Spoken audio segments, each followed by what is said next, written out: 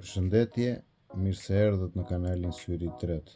Unë jam Sokrat Hodo dhe për ata që nuk më njohin, unë jam një etimolog i pavarur, autori një teorie të re dhe një libri që përfaqëson këtë teori të titulluar Gjuha e Nënës.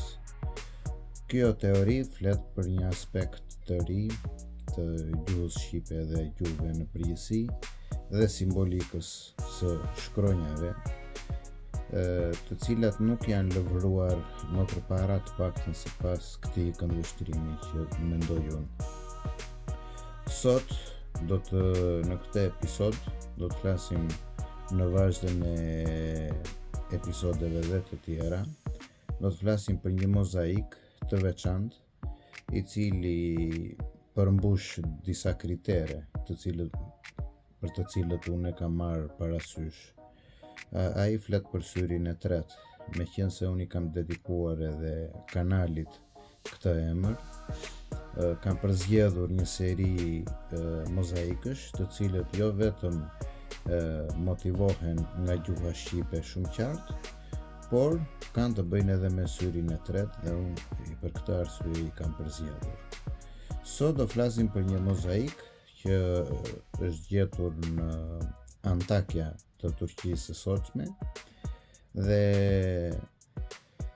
është shumë i njohur, është shumë i lëvëruar në rrjetet sociale, njihet si mozaiku që flet për syrin e keq, po do ta shikojmë, ta zhvillojmë se ç'do të thonë kjo sipas këndvështrimit tim. Pra, mozaiku që shikoni në figurë është zbuluar në Antakyan e lashtë dhe për mendimin tim duhet lexuar jo thjesht si një imazh dekorativ, dyshemeje, pasi nuk është i tillë, por si një kompozim simbolik i transformimit të brendshëm. Përtej kontekstit historik, kompozimi duket se kodon një mësim ezoterik, udhëtimi drejt zgjimit. Hapjen e syrit të tretë përmes braktisjes së instiktit të konfliktit dhe të iluzioneve. Në qendër të mozaikut qëndron një sy i madh që bën dukshën lidhje me shkrimin në mozaik K-I-sy. Ai dominon hapësirën e mozaikut duke funksionuar si syri i tretë. Syri i shikimit të brendshëm, i vetdijes, i perceptimit shpirtëror. Sfurku tre dhëmbësh simbolizon apo plotëson si rebus, një mjet që është përdorur me mjeshtri nga autori, plotëson atë që ne thamë, syri i tretë. Çdo gjë që e rrethon syrin e sulmon dhe ndërkohë edhe udhëzon drejt zgjimit. Vetë mozaiku rrethohet nga një kornizë që thyhet te këmbët e qenit, që shërben si një dalje, si thyerje e këtij matriksi, e këtij iluzioni, e këtij kushtëzimi. Të kapërcesh kornizën do të thotë të çlirohesh nga matriksi. Figurat që rrethojnë syrin, që plotësojnë mozaikun, përfaqësojnë simbolikisht forcat që bllokojnë realizimin e vetvetes. Ato flasin në vend të fjalëve. Shpata, për shembull, simbolizon armiqësinë, konfliktin, luftën, dhunën. Insekti me dy koka mishëron dyshimin, pa aftësinë për të ecur përpara qartë. Qeni del nga simboli i tij tradicional i besnikërisë, pasi nuk është paraqitur në një pozicion pa lëvizshmërie, por duke lehur dhe turrur si një veprim instiktiv prej laroje. Pra, thashe themet, llafet, konfliktet pa arsye të forta, llafet pa bereqete thënë ndryshe, bëhen shkak për helmimin tënd të brendshëm. Shumëkëmbësi, po ashtu, është një simbol i fortë, si që është simboli i përsëritjes dhe i zvarritjes. Gjë që ne na karakterizon në lënien e veseve, sidomos, se themi do ta bëjmë nesër, do ta bëjmë të hënën, do ta bëjmë muajin tjetër apo vitin tjetër, kismet.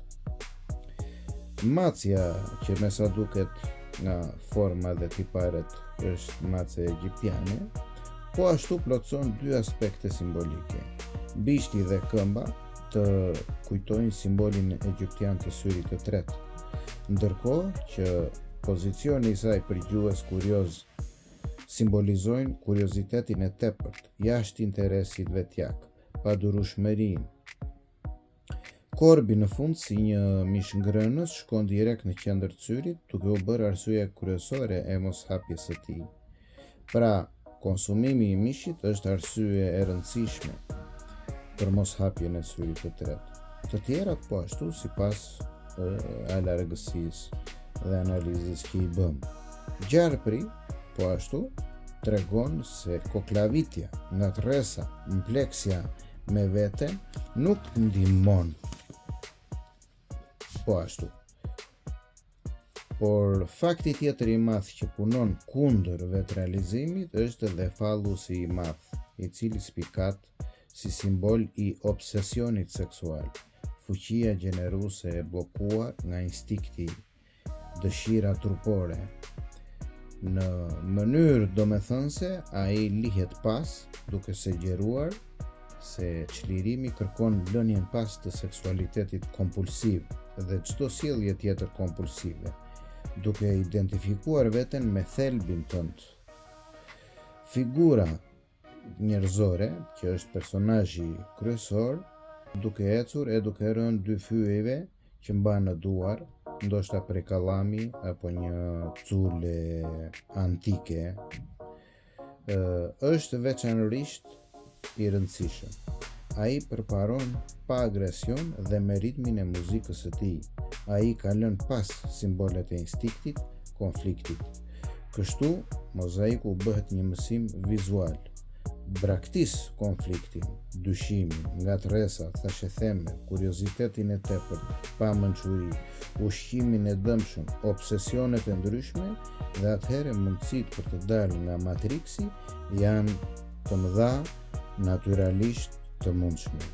Dhe syri i tetë do të hapet vetë pa problem. Kështu mozaiku flet duke kapërcyer mijëvjeçarët, duke ofruar një incizim të heshtur për ata që din të shohin apo lexojnë apo dëgjojnë. Kuptohet. Në ndihmë të kësaj ideje vjen edhe mozaiku tjetër me të njëjtin shkrim, ka i sy, i cili është quajtur si Gungaçi Mefat. Është gjetur po në Antakya dhe është vepër e shekullit të dytë të erës sonë. Dhe kuptohet me të njëjtin mesazh edhe pse më i thjesht, por përforcon atë që unë thash së fundmi për mozaikun e parë. Djali me dy pipzat, në këtë rast në dorë, krijon një T drejtuar njëra nga fallusi i erektuar dhe tjetra nga koka, ku ndodhet dhe syri i tretë. Lidhja e tyre është se ai mban peng syrin e tretë. Pra, seksi kompulsiv që tham pak më përpara. Sigurisht që lëngu i jetë krijues, pra fara, është shumë esenciale dhe për këtë arsye nuk duhet harxhuar kot në mënyrë kompulsive në këtë kuptim. Megjithatë, populli e ruan në traditë dhe gjuhën e vet këtë informacion të rëndësishëm, për shembull te fjala synet.